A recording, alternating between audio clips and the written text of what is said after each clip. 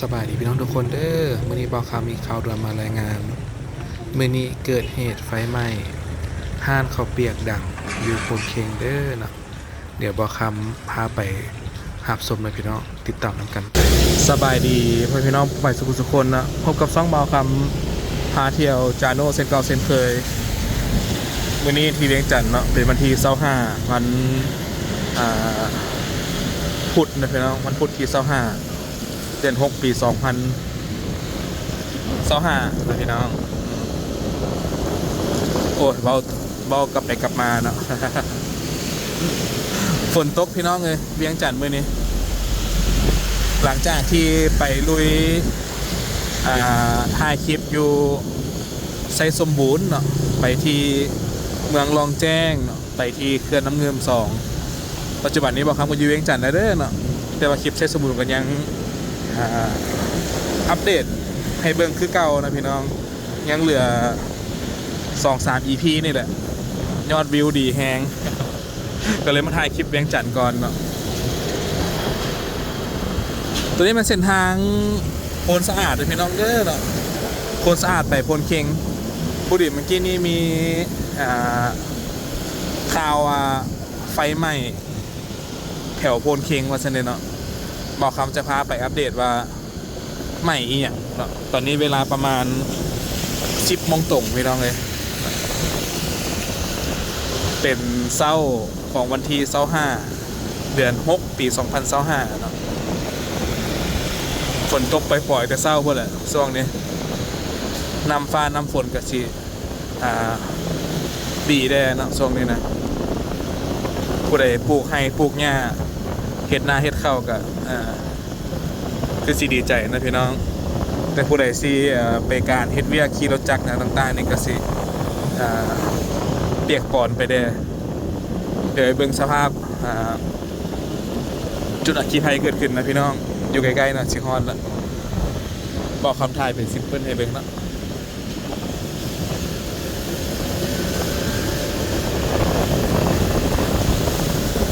เลยบอกคำก็อยู่แค่โพนเค็งนี่พี่น้องเด้อเนาะกับทรายกับหอพิพิธภัณฑ์กองทัพเนาะ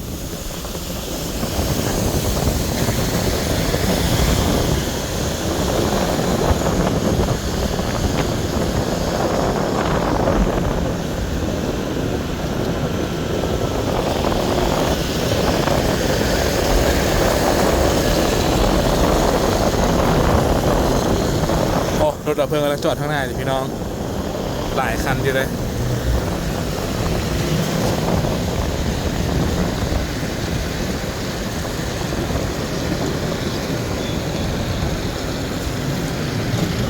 เดี๋ยวพอเห็นเปลวไฟแล้วเนาะ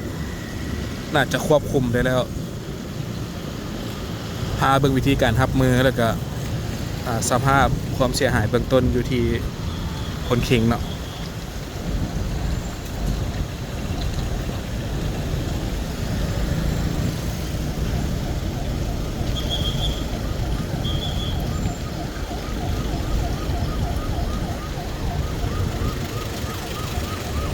โอ้ไฟไหม้ห้านข้าวเปียกพี่น้อง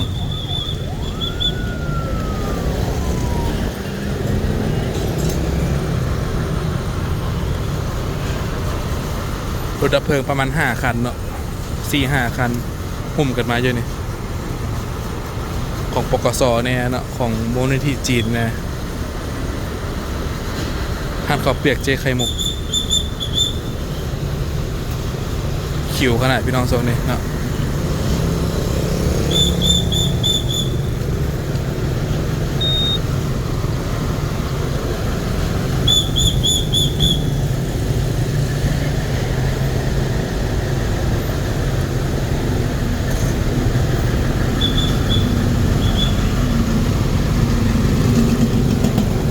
อาคารได้ครับความเสียหาย2 หลังเนาะกำขวากำซ้าย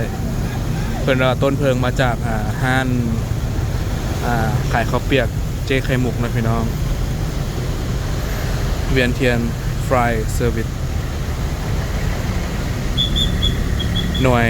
ประจนเพลิงนะพี่น้องหน่วยงานประจนเพลิง ต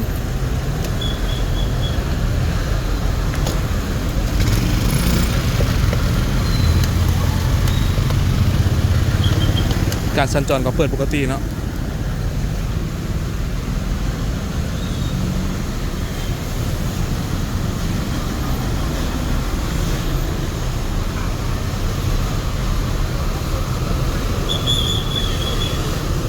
รถดับเพลิงเป็น5 คันในพี่น้องเด้อเนาะคันน้อยคันหนึ่งอยู่ทางในครับดับเพลิง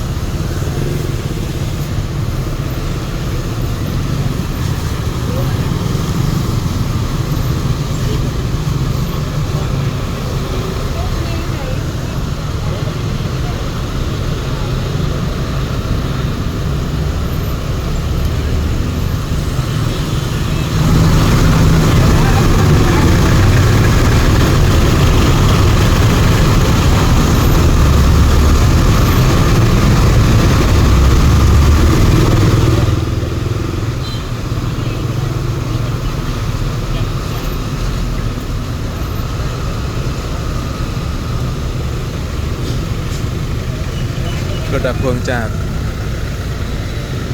1628 2 คันเป็นของมูลนิธิจีนนครหลวงเวียงจันทร์นะพี่น้องถือเป็นหน่วยงานที่ตอบโต้ไวสุดแล้วเนาะสำหรับรถดับเพลิงนะ1628เนี่ยเพราะว่าเพิ่นตั้งอยู่ดงปลาแรดพี่น้องส่วนของไม่อย่างปกสแล้วมันเดี๋ยวนี้น่าจะอยู่บ่อนางัวบ่เนาะอยู่ทางไปหนองปิ่งคนไก่ได้น้อยหนึ่งเพราะว่าตัวเก่านี่เพิ่นมางออกนะบ่ฮู้ว่าสิได้อีหยังอยู่ทุ่งหางคำนะเนี่ยเพิ่นปิดตู้แล้วเนาะ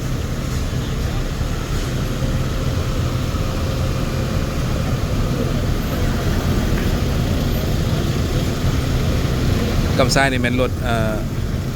ของปกสเนาะอันนี้ก็ใช้งานได้หลายปีแล้วนะฟูโซตัวนี้ฟูโซดับเพลิง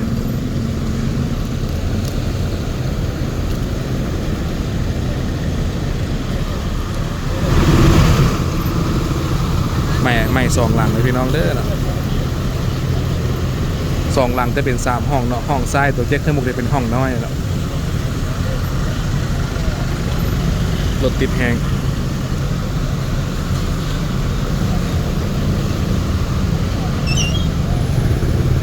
ประมาณ1 ชั่วโมงแล้วนะพี่น้องไฟใหม่เกือบ1 ชั่วโมงแล้ว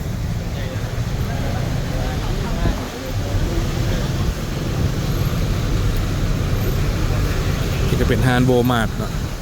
นั่นก็เป็นเจมาร์ทใกล้ๆกันเนี่ยทางจากตลาดพลเคียงประมาณ100 เมตรเลยล่ะ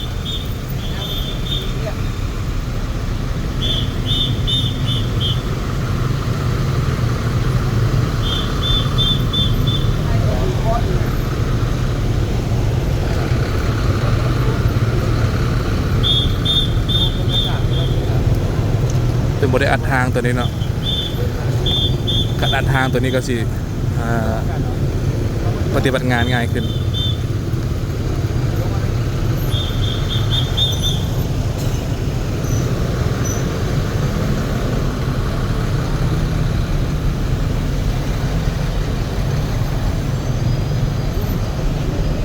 หน้าบัตรพลเค็งเนาะสายเคเบิลนี่หลายโคตรเต็มอยู่นี่จากสายนั้นสายนี้เนาะอันตรายบางเทื่อกับไฟไหม้น้ำสายเคเบิลนี่กับมีเลยพี่น้องหลายเส้นพ้นเนาะเส้นเก่าเส้นใหม่บุกโฮเลย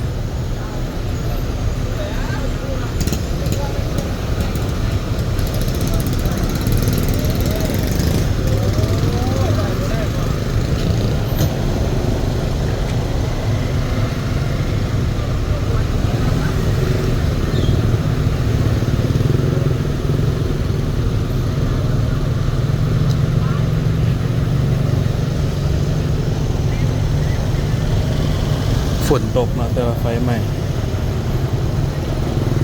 บนใหม่ย้อนสายไฟตัวนี้โปรจักนี่เสาทั้งหน้าเลย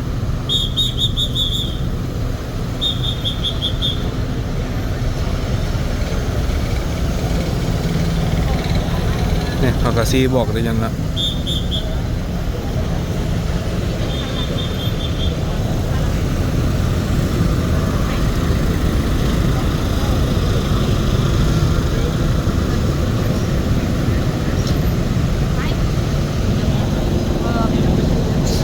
ถือว่าดับไฟเรียบร้อยเลยพี่น้องเดี๋ยวก็เดินทางกลับแล้วเนาะ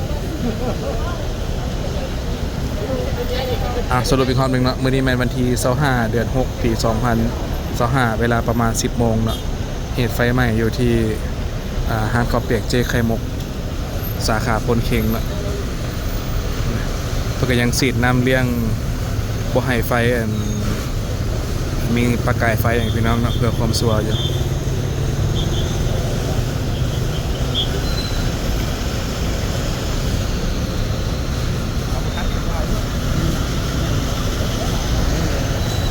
เกือบพูดแล้วนะเกือบพูดแม่แล้วหันไปเรื่องที่